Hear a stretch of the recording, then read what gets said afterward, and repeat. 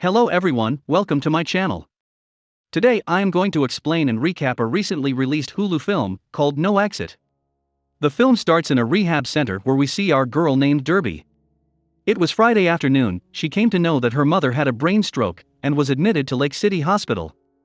A friend of hers told her this news. Derby was impending. She asked the rehab manager to release her, but the rehab manager refused. Last week Derby tried escaping from here by making a fake excuse. Derby demanded to talk with her doctor to get permission. Since it was Friday afternoon, the doctor was unavailable. She got frustrated. At night she sneaked into another occupant's room and literally blackmailed her. She had a private mobile. Later she talked with her sister on phone. Her sister Devon was clearly in panic as their mom's condition was critical. Derby asked her to get permission from the doctor here so that he could release her. Devon refused it by saying, "I don't want you here. I can't handle two problems at a time." Clearly, Derby was an addict and had a bad history. But Derby had made her mind. She stole a screwdriver and a hammer and forcefully broke the entrance and escaped from here in Nikki's car.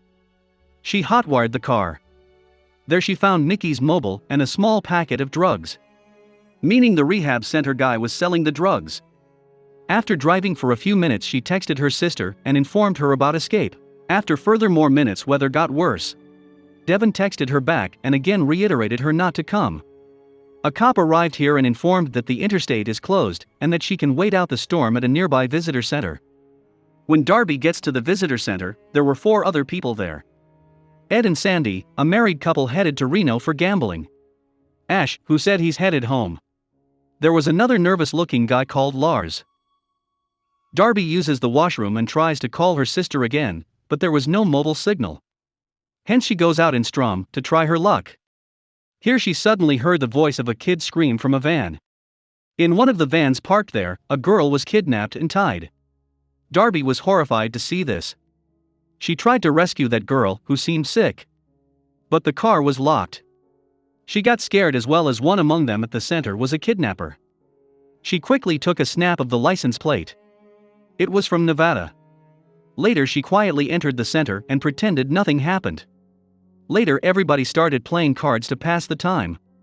Derby started talking with everyone to know where they are from and where they are headed. On that basis, she would know who owned that van. Pretty smart, I guess. Ed said he was a Marine. He and Sandy are heading to Vegas. Apparently, Cindy arranged a surprise vacation. Ash was heading home in Denver. Lars said that he is headed to Battle Mountain in Nevada. Just then Lars lost the game in cards. Being a weirdo, he angrily lashed out at everyone. Everybody was taken aback. They calmed him down. Derby got her confirmation of this type of behavior. She made the excuse of washroom and quickly tried sending a message to 911 with a license plate image. Due to a signal problem, it got stuck in a queue. Here she decided to help that little girl. With the help of a box cutter and hammer lying there, she made an opening and went outside. She quickly sneaked into the van, started freeing that girl. Suddenly Lars entered the van and was lashing out at everyone for losing the game. We learn that the girl's name is Jay, and he was taking her to someone named Uncle Kenny. The van was too cold. Jay was sick and hungry. She started screaming. Hence Lars started the van engine for some hot air. He told Jay that he will bring some snacks. Derby was hiding under the blanket all along. As soon as Lars went out, she gave the box cutter to Jay and told her to cut her loose. She assured her that she will bring some help. Ed started suspecting Lars. He thought something is wrong with this guy. When Lars came back with snacks, he saw footmarks in the snow leading to the center. He got horrified. His little secret was out now. Derby quickly ran back to the center and entered it from the backside. She tells Ash what she's seen and asks him to help her stop Lars. Ash agrees and finds a nail gun. Apparently, a part of the visitor center was under construction. Derby returns to the van and pulls the tape off of Jay's mouth. Jay tells her that 2 men kidnapped her, and Derby realizes that Ash was in on it too. Ash and Lars arrived near the van from the front end. Derby quickly sneaked out into the bushes. These 2 guys started searching. This made Ed's suspicion even deeper. He wanted to go out and check, but Sandy stopped him. Ash saw Derby going in from the back end, so asked Lars to follow her. He chased her from the front end. Finally, he caught her in the bathroom and threatened her with a gun. He said, "Jay's dad is a big shot tech billionaire, we just wanted to extract money from him. She has an adrenaline condition, she needs an adrenaline shot." He put the gun on Darby's head, threatened to kill everyone if she opened her mouth. Without any option, Darby agreed to keep quiet. Everyone again started chit-chatting at the table. Ash said Darby's dad was also a Marine and he committed suicide. Ed sympathized with her and kind of scolded Ash for being insensitive. This pissed off Darby and she moved away from there. Ash followed her by making an excuse of apologizing to her. Just suddenly Lars saw Jay had escaped from the van. She was shivering and cold. She escaped into the bushes. Lars again went outside to find her, but she was nowhere. It was dark, heavy snowfall started. He came back to the under construction area where Ash was holding Darby at gunpoint. In this ruckus, Ash's van's key fell. Darby sneakily grabbed it. These three went out to find Jay. Darby started shouting Jay's name. Lars was visibly in panic mode. He was worried that he will say to Uncle Kenny if they lost Jay. Darby now understood their plan. These guys were no kidnappers but child traffickers. They were going to sell Jay for money. Darby took the advantage of a small cliff and darkness. She pushed these guys, started running from there. Ash in panic fired the gun. Ed and Sandy heard this. Ed was sure by this time that something is wrong. They too came out and started searching. They found the Jay laying on snow. When they brought her in, Darby also rushed. She closed the door and narrated the story. Ash and Lars appear outside the center, and Ed bluffs that he has a gun, but he doesn't.